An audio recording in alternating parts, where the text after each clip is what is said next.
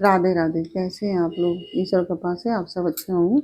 ईश्वर सब पे कृपा बनाए रखे, सबका कल्याण करें। आज हम बताने जा रहे हैं श्रीमद् भागवत महापुराण के दशम स्कंद का 8वां अध्याय, नामकरण संस्कार और बाल लीला।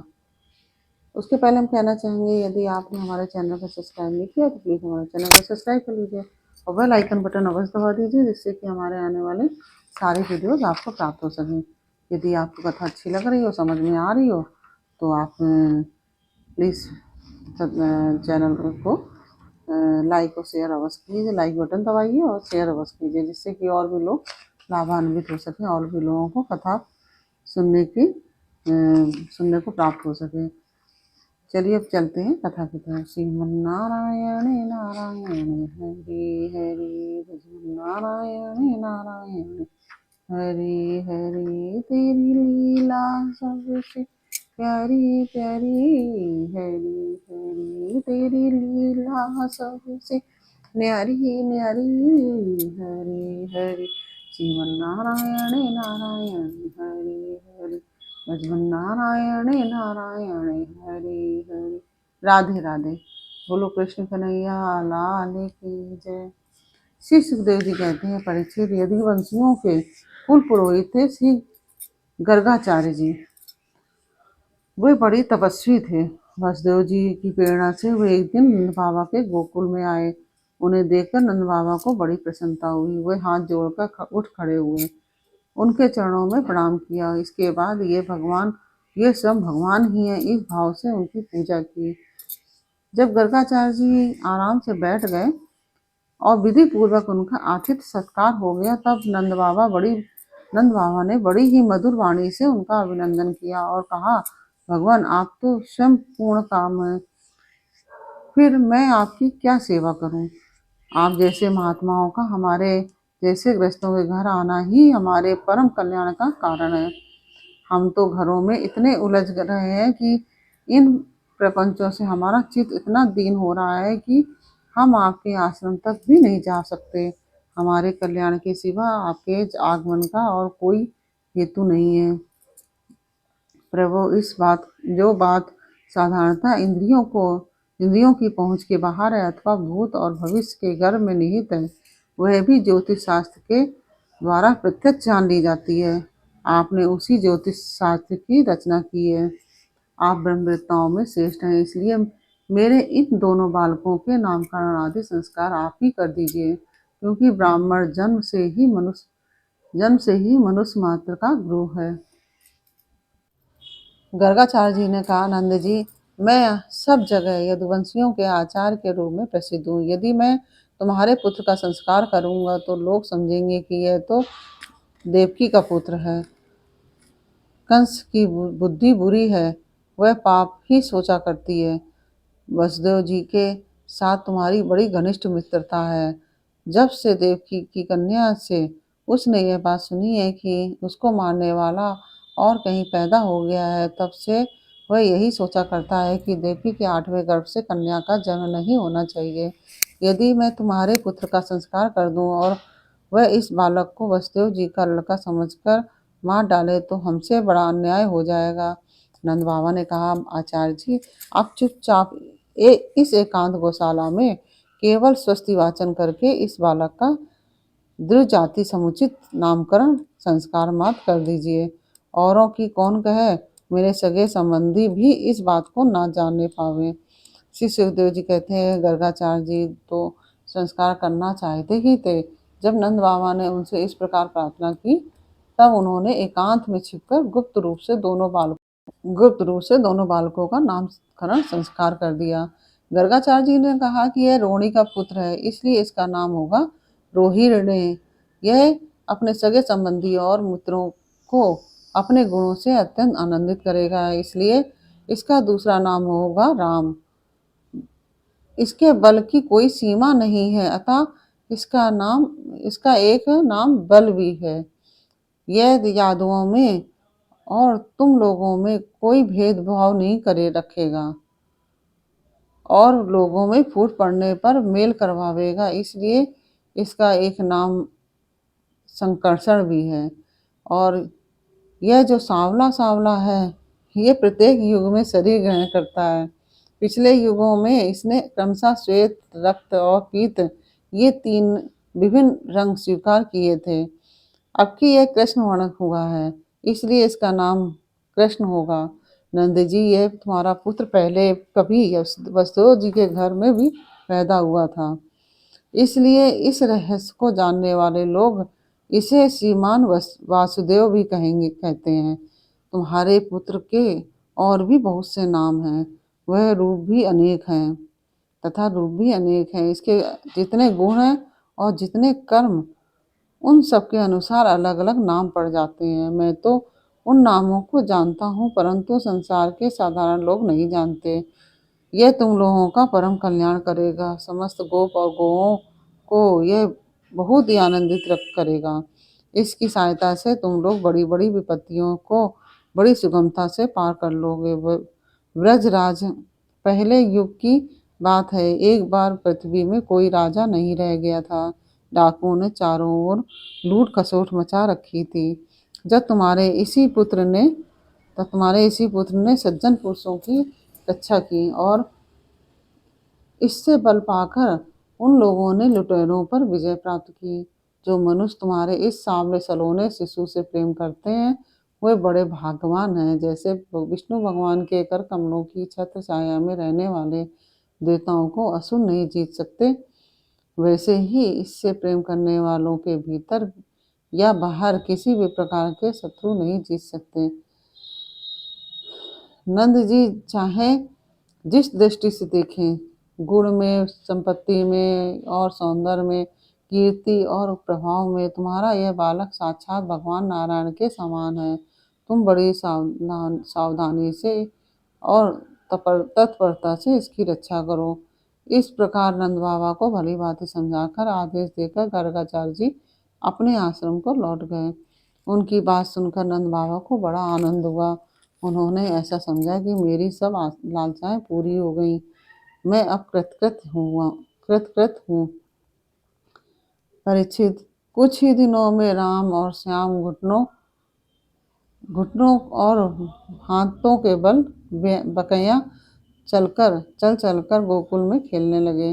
दोनों भाई अपने नन्हे नन्हे पांवों को गोकुल की कीचड़ में घसीटते हुए चलते। कुछ उस समय उनके पांव और कमर में घुंघरू रुंझुन बजने लगते। वह शब्द बड़ा भला मालूम पड़ता। वे दोनों स्वयं ही ध्वनि सुनकर खिल उठते। कभी कभी वे रास्ते चलते किसी अज्ञात व्यक्ति के पीछे हो लेते, फिर जब देखते कि यह कोई दूसरा है तब झट से रह जाते और डरकर अपनी माताओं रोणी और यशोदा जी के पास लौट आते। माताएं यह सब देख देखकर स्नेह से भर जाती हैं, उनके स्तनों में दूध की धारा बहने लगती थी। तब उनके दोनों नन्हे नन्हे से शिशु अपने शरीर पर कीचड़ का अंगराग लगाकर लौटते। तब उनकी सुंदरता और भी बढ़ जाती थी। माताएं उन्हें आते ही दोनों हाथों से गोद में लेकर हृदय से लगा लेती और स्तनपान कराने लगती। जब वे दूध पीने लगते तब और बीच बीच में मुस्कुरा कर अपनी माताओं की ओर देखने लगते, तब वे उनकी मंद मंद मुस्कान, छोटी छोटी दंतुलियां और भोला भाला मुंह देखकर आनंद के समुद्र में डूबने उतराने लगती। जब राम और श्याम दोनों कुछ और बड़े हुए, तब ब्रज में घर के बाहर ऐसी ऐसी बाल लीलाएं करने लगे जिन्हें गोपियां देखती ही रह जाती। जब वे किसी बैठे हुए बछड़े की पूंछ पकड़ लेते और बछड़े डरकर इधर उधर भागते, तब वे दोनों और भी जोर से पूंछ पकड़ लेते और बछड़े उन्हें घसीटते हुए दौड़ने लगते। गोपियां अपने घर का काम धंधा छोड़कर यही सब देखती रहती और हंसते हंसते लोटपोट होकर परम आनंद में मग्न हो जाती। कन्हैया और बलदाऊ दोनों ही बड़े चंचल और बड़े खिलाड़ी थे। वे कहीं हरिन, गाय आदि सींग वाले पशुओं के पास दौड़ जाते, तो कहीं धधकती हुई आग से खेलने के लिए कूद पड़ते।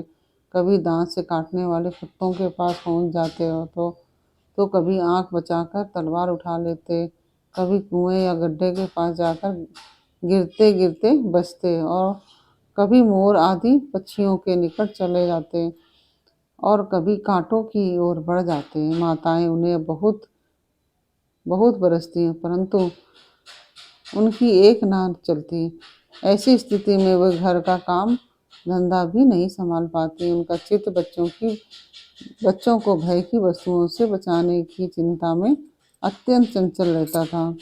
महर्षि से कुछ ही दिनों में यशोदा और रोहिणी के लाडले लाल घुटनों का सहारा लिए बिना अनायास ही खड़े होकर गोकुल में चलने फिरने लगे। ये ब्रज के कन्हैया स्वयं भगवान हैं, परम सुंदर और परम मधुर। अब वे बलराम अपनी ही उम्र के ग्वाल बालों को अपने साथ लेकर खेलने के लिए ब्रज में निकल पड़ते और ब्रज की भागवती गोपियों को निहाल करते हुए तरह तरह की खेल खेलते। उनके बचपन की चंचलताएं बड़ी ही अनोखी होती थी। गोपियों को तो वे बड़ी ही सुंदर और मधुर लगती। एक दिन सबकी सब इकट्ठी होकर नंद बाबा के घर आई और यशोदा माता को सुना सुना कर कन्हैया की करतूत कहने लगी। अरे यशोदा, यह तेरा कान्हा बड़ा नटखट हो गया है। गाय दूने का समय ना होने पर भी यह बछड़ों को खोल देता है और हम डांटती हैं तो ठठाक कर हंसने लगता है। यह चोरी के बड़े बड़े उपाय करके हमें हमारे मीठे मीठे दही दूध चुरा चुरा कर खा जाता है। हम केवल अपने ही खाता तो भी एक बात थी। यह तो सारा दही दूध वानरों को बांट देता है और जब वे भी पेट भर जाने पर नहीं खा पाते तो यह हमारे माटों को ही फोड़ देता है। यदि घर में कोई वस्तु इसे नहीं मिलती तो यह घर और घर वालों पर बहुत खींचता है और हमारे बच्चों को रुलाकर भाग जाता है। जब यह दही दूध को छींकों पर रख देती है जब हम दही दूध को छींकों पर रख देते हैं तब और इसके छोटे छोटे हाथ वहां तक नहीं पहुंच पाते, तब यह बड़े बड़े उपाय रचता है। कहीं दो चार कीड़ों को एक के ऊपर एक रख देता है, कहीं उखल पर चढ़ जाता है तो कहीं उखल पर कीड़ा रख देता है। कभी कभी तो अपने किसी साथी के कंधे पर ही चढ़ जाता है। जब इतने पर भी काम नहीं चलता तब यह नीचे से ही उन बर्तनों में छेद कर देता है। इसे इस बात की पक्की पहचान रहती है कि किस छीके पर किस बर्तन में क्या रखा है और ऐसे ढंग से छेद करना जानता है कि किसी को पता तक न चले। जब हम अपनी वस्तुओं को बहुत अंधेरे में छिपा देती हैं तब नंद रानी, तुमने जो इसे बहुत से मणिमय आभूषण पहना रखे हैं उनके प्रकाश से अपने आप ही सब कुछ देख लेता है। इसके शरीर में भी बहुत ऐसी ज्योति है कि जिससे इसे सब कुछ दिख जाता है। यह इतना चालाक है कि अब कौन कहाँ रहता है कब कौन कहाँ रहता है इसका पता रखता है और जब हम सब घर के काम धंधों में उलझी रहती हैं तब यह अपना काम बना लेता है। ऐसा करके भी ठिठोई की बातें करता है, उल्टे ही हमें चोर बनाता है और अपना घर का मालिक बन जाता है। इतना ही नहीं, यह हमारे लिपे पुते स्वच्छ घरों में मूत्र आदि भी कर देता है। तनिक देखो तो इसकी ओर, वहाँ तो चोरी के अनेकों उपाय करके काम बनाता है और यहाँ मालूम हो रहा है मानो पत्थर की मूर्ति खड़ी हो। वाह रे भोले भाले साधु। इस प्रकार गोपियाँ कहती जाती और श्री कृष्ण के भीत चकित नेत्रों से युक्त मुखमंडल को देखती जाती। उनकी यह दशा देखकर नंद रानी यशोदा जी उनके मन का भाव ताड़ लेती और उनके हृदय में स्नेह और आनंद और बढ़ जाता।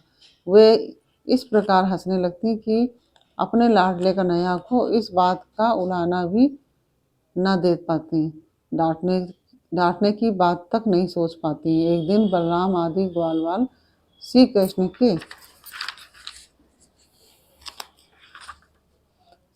कृष्ण के साथ खेल रहे थे उन लोगों ने माँ यशोदा के पास आकर कहा, माँ, कन्हैया ने मिट्टी खाई है।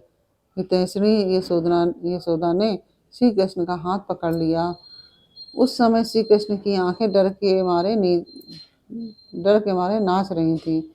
यशोदा मैया ने डांट कर कहा, क्यों रे नटखट, तू बहुत ढीठ हो गया है। तूने अकेले में छिपकर मिट्टी क्यों खाई? देख देख तो तेरे दल के सारे सखा क्या कह रहे हैं। तेरे बड़े भैया बलदाऊ भी तो उन्हीं की ओर से गवाही दे रहे हैं। तब भगवान श्री कृष्ण ने कहा, माँ, मैंने मिट्टी नहीं खाई है, ये तो सब झूठ बक रहे हैं। यदि तुम इन्हीं की बात को सच मानती हो तो मेरा मुंह तुम्हारे सामने ही है, तुम अपनी आंखों से देख लो। यशोदा जी ने कहा, अच्छी बात है, यदि ऐसा है तो मुंह खोल। माता ने ऐसा कहने पर भगवान श्री कृष्ण ने मुंह खोल दिया। परीक्षित, भगवान श्री कृष्ण का ऐश्वर्य अनंत है। न केवल लीला के लिए ही मनुष्य के बालक बने हुए हैं न केवल लीला के लिए ही मनुष्य के बालक बने हुए हैं। यशोदा जी ने देखा कि उनके मुंह में चर अचर संपूर्ण जगत विद्यमान है।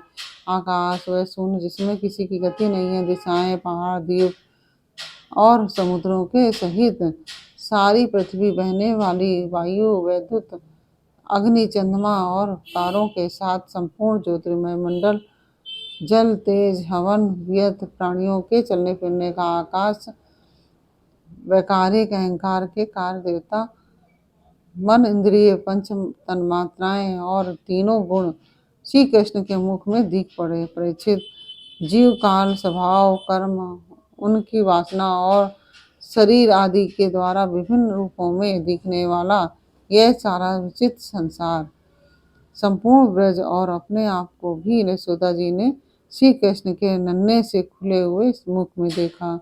वे बड़ी शंका में पड़ गईं। वे सोचने लगी कि यह कोई स्वप्न है या भगवान की माया। यह कोई स्वप्न है या भगवान की माया? कहीं मेरी बुद्धि में तो कोई भ्रम नहीं हो रहा है? संभव है मेरे इस बालक में ही कोई जन्मजात योग सिद्धि हो, जो चित्त, मन, कर्म और वाणी के द्वारा ठीक ठीक और सुगमता से अनुमान के लिए नहीं होते। यह सारा विश्व जिनके आश्रित है, जो इनके प्रेरक हैं और जिनकी सत्ता से ही इसकी प्रतीति होती है, जिनका स्वरूप सर्वदा अचिंत्य है, उन प्रभु को मैं प्रणाम करती हूँ। यह मैं हूँ और ये मेरे पति तथा यह मेरा लड़का, साथ ही मैं ब्रजराज की समस्त संपत्तियों की स्वामिनी धर्मपत्नी हूँ। ये गोपियाँ, गोप और गोधन मेरे अधीन है। जिनकी माया से मुझे इस प्रकार की कुमति घेरे हुए है, वे भगवान ही मेरे एकमात्र आश्रय हैं। मैं उन्हीं की शरण में हूँ। जब इस प्रकार यशोदा माता श्री कृष्ण के तत्व समझ गईं, तब सब शक्तिमान सर्वव्यापक प्रभु ने अपनी पुत्र स्नेहमयी वैष्णवी योग माया का उनके हृदय में संचार कर दिया। यशोदा जी को तुरंत यह घटना भूल गई। उन्होंने अपने दुलारे लाल को गोद में उठा लिया। जैसे पहले उनके हृदय में प्रेम का समुद्र उमड़ता रहता था, वैसे ही फिर उमड़ने लगा। सारे वेद, उपनिषद, सांख्य, योग और भक्तजन जिनके महात्म का गीत गाते नहीं हैं, उन्हीं भगवान को श्री यशोदा जी अपना पुत्र मानती थी। राजा परीक्षित ने पूछा, भगवान, नंद बाबा ने ऐसा कौन सा बहुत मंगलमय साधन किया था और परम भाग्यवती यशोदा जी ने भी ऐसी कौन सी तपस्या की थी जिसके कारण स्वयं भगवान ने अपने श्री मुख से उनका स्तनपान किया। भगवान श्री कृष्ण की वे बाल लीलाएं जो वे अपने ऐश्वर्य और महत्ता आदि को छिपा कर ग्वाल वालों में करते हैं, इतनी पवित्र हैं कि उनका श्रवण कीर्तन करने वाले लोगों के भी सारे पाप ताप शांत हो जाते हैं। त्रिकालदर्शी ज्ञानी पुरुष आज भी उनका गान करते रहते हैं। वही लीलाएं उनके जन्मदाता माता पिता देवकी वसुदेव जी को तो देखने तक को न मिली, और नंद यशोदा उनका अपार सुख लूट रहे हैं। इसका क्या कारण है? श्री सुखदेव जी ने कहा कि परीक्षित, नंद बाबा पूर्व जन्म में एक वसु थे। नंद बाबा पूर्व जन्म में एक श्रेष्ठ वसु थे। उनका नाम था द्रोण और उनकी पत्नी का नाम था धरा। उन्होंने ब्रह्मा जी के आदेशों का पालन करने की इच्छा से उनसे कहा, भगवान, जब हम पृथ्वी पर जन्म लें तब जगदीश्वर भगवान श्री कृष्ण में हमारी अनन्य प्रेममयी भक्ति हो। जिस भक्ति के द्वारा संसार में लोग अनायास ही दुर्गतियों को पार कर जाते हैं। ब्रह्मा जी ने कहा, ऐसा ही होगा। वे ही परम यशस्वी भगवानमय द्रोण ब्रज में पैदा हुए और उनका नाम हुआ नंद, और वे ही धरा इस जन्म में यशोदा के नाम से उनकी पत्नी हुई। परीक्षित, जब अब इस जन्म में जन्म मृत्यु के चक्र से छुड़ाने वाले भगवान उनके पुत्र हुए और समस्त गोपियों की अपेक्षा इन पति पत्नी नंद और यशोदा जी का उनके प्रति अत्यंत प्रेम हुआ। ब्रह्मा जी की बात सत्य करने के लिए भगवान श्री कृष्ण बलराम जी के साथ ब्रज में रहकर समस्त ब्रजवासियों को अपनी बाल लीला से आनंदित करने लगे। इस प्रकार से 8वां अध्याय पूर्ण हुआ। यह अध्याय भगवान की बाल लीला आपको कैसी लगी, यह हमें कमेंट बॉक्स में अवश्य बताइए। अच्छी लगी हो तो वीडियो को लाइक शेयर अवश्य कीजिए, और फिर मिलते हैं आपसे अगले अध्याय में, अगले वीडियो में अगले अध्याय के साथ। तब तक के लिए राधे राधे।